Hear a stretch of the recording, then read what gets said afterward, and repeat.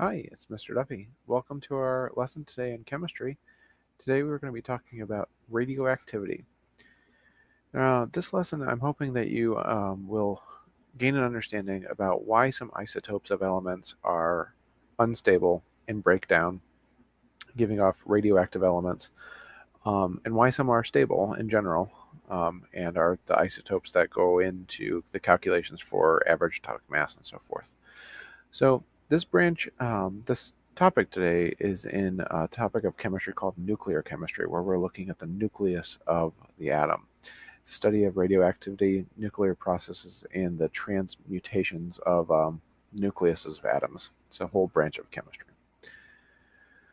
So again, in this branch of chemistry, we need to talk about how the atom is arranged. Again, there are two regions, the nucleus and the electron cloud.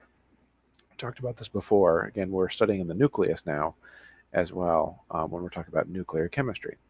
In the nucleus, we have the atomic number, which is the number of protons, and the mass number is the number of protons plus your neutrons. So the mass comes from the nucleus of the atom, and again, it's the protons plus those neutrons.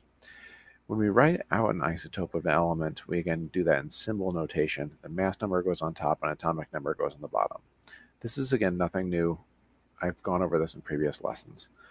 So let's continue talking about just the nucleus. That's where nuclear chemistry comes from. We're talking about the nucleus of the atom. It's the tiny core at the center of the atom. It contains your protons and neutrons.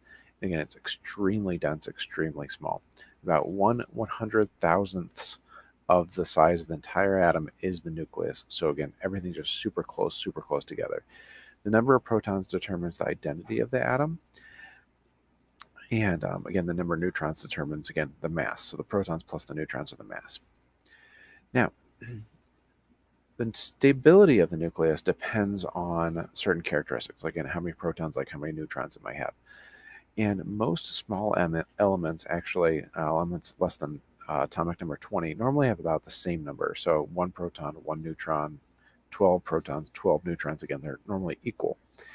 And so that's pretty common for the smaller elements.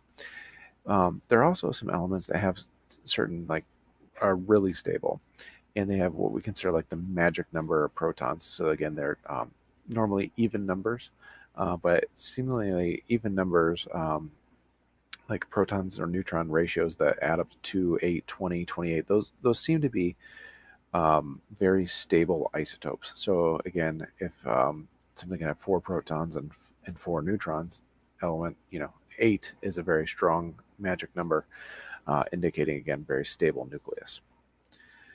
Now, really what determines the stability of the nucleus, again, is its ratio of protons and neutrons. So the neutron to proton ratio is really, again, determining how stable the nucleus is. For low atomic numbers, it's normally a 1-to-1 ratio, so again, they're equal. But once you get above atomic number 20, then there's a shift in the ratio to a more stability of one proton for every 1.5 neutrons. So it's a 1 to 1.5 ratio. And if we actually plot the band of stability, the neutron to proton ratio, we can kind of see that again at about element 20. Again, it's a 1-to-1 ratio, and then you start seeing the slope start gradually increasing and moving towards that 1.5 to 1 ratio again as we get to the higher elements. If you get to element number 83, bismuth, there's actually no element that's stable after that point in time. They're all radioactive. Um, there are some, bismuth itself actually is slightly radioactive with a half-life of some trillion years. Actually, I think it's billions upon billions of years, so it's extremely long half-life. But anyways, after element number 83, there's no stable element at that point. There's no ratio that can keep it stable.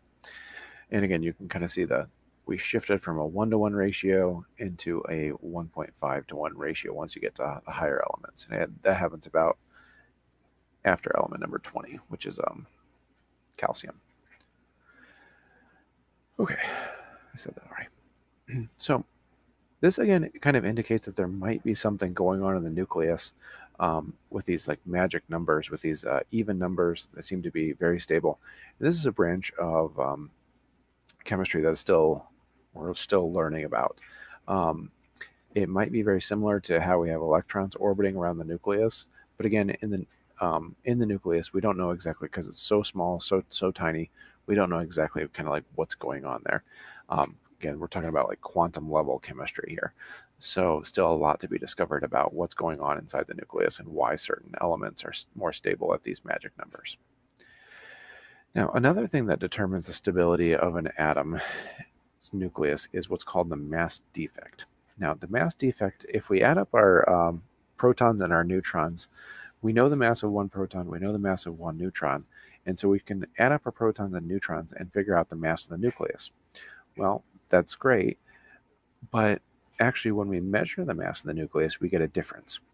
And so here's an example for helium. Helium's measured mass of the nucleus is 4.002602. But if we calculate it based on two protons and two neutrons, then we actually should get a mass of 4.032979. Okay, very small masses. But again, you notice those are not the same, and theoretically they should be. And so this is what we call the mass defect. It's the difference between the mass of an atom and the sum of the masses of the protons and the neutrons.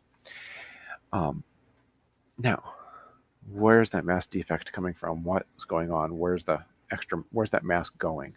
Well, Einstein says it's going into energy. So the difference in mass is being converted into energy, and the energy is kind of holding the nucleus together. We call that the binding energy.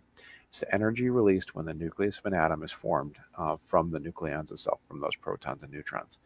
And so this is a very famous equation, and it gets its you know information from Einstein and from the nucleus of an atom.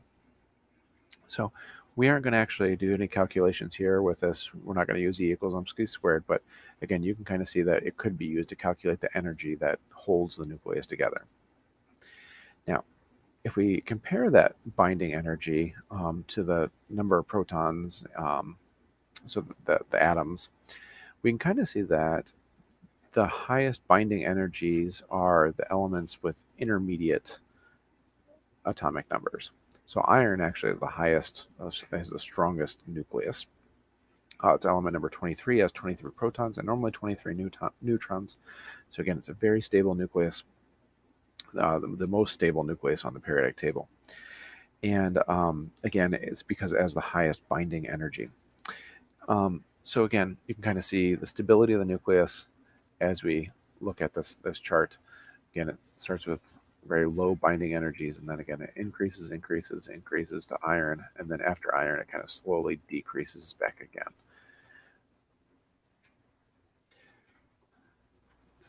Now, what is radioactivity? So we're going to go back. What is this? What is radioactivity? We've been talking about the nucleus. A guy named Henry Becquerel discovers natural radioactivity in 1896, and two other scientists, Marie Curie and Pierre Curie, were French physicists. They were studying Henry Becquerel's discovery of radioactivity, wanting to know more about what it was, and again, figuring out that it was coming from these unstable nuclei. Well, Marie Curie she discovered a couple elements, and she worked with it and was able to describe what radioactivity is, and she actually died from exposure to radiation. Pierre Curie was also experiencing radiation symptoms as well, but he was actually killed by a horse-drawn carriage as he was crossing the street. But again, these are pioneers in radioactivity. So radioactivity, again, involves the changing of the composition of the nucleus, and it releases lots and lots of energy when the nucleus is changing. Now, why does the nucleus change? It's really to increase the stability of the nucleus to become a more stable element. And in equations, the total atomic numbers of the mass numbers must be equal on both sides of the equations. So here's a nuclear reaction, and it kind of shows a transmutation. And what it is, this is a alpha particle, which is a radioactive particle, which some elements can give away, or we can use it to create a new element. This is actually, again, how the neutron was found. This is by James Chadwick. He took a beryllium nucleus and shot an alpha particle at it, made a carbon-12 atom, and it gave off again a neutron. This is again a transmutation, a changing of one element into another by, again, using some type of radioactivity. Now, if we notice along the top, all those numbers again add up. So again, we have on the left side of the arrow, we have 9 plus 4, that's 13 on the top.